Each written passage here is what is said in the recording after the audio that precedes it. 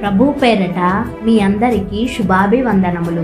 ఈరోజు మన అనుదిన వాక్య ధ్యానమైన ఎడారిలో సెలయేర్లలోని వాక్యము। నీ ప్రజలకు నీవు కఠిన కార్యములు చేసితివి। కీర్తనల గ్రంథము 60వ అధ్యాయము 3వ వచనము। కొన్ని విషయాలు కఠినంగా ఉన్నాయి అని కీర్తనాకారుడు దేవునితో అన్నందుకు నాకు సంతోషంగా ఉంది। ఇందులో పొరపాటేమీ లేదు। జీవితంలో కఠినమైన విషయాలెన్నో ఉన్నాయి।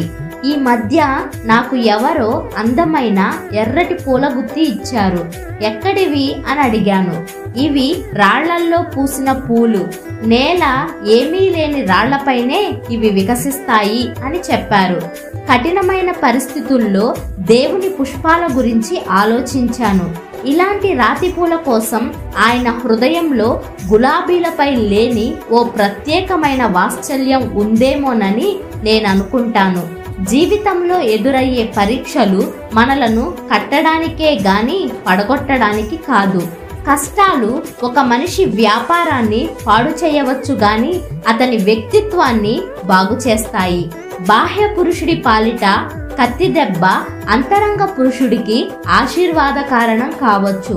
కాబట్టి మన జీవితాల్లో దేవుడు ఏదన్నా శ్రమలకు అవకాశమిస్తే మనకు వాస్తవంగా జరిగే నష్టం ఏమిటంటే పెనుగులాడడం ద్వారా, తిరుగుబాటు చేయడం ద్వారా మనం పోగొట్టుకునేదే। కొలిమిలో దగ్ధమై సమ్మెట దెబ్బలు తిన్నవారే యోధులవుతారు। అగ్ని పరీక్ష ద్వారానే వస్తుంది శౌర్యం। రక్తం తడిసిన నేలలోనే పుష్పిస్తుంది పరమాత్మకి ఇష్టమైన పుష్పం। శ్రమల కొండ ప్రాంతాల్లో దేవుని సైన్యంలో చేరేందుకు పరాక్రమవంతులు దొరుకుతారు।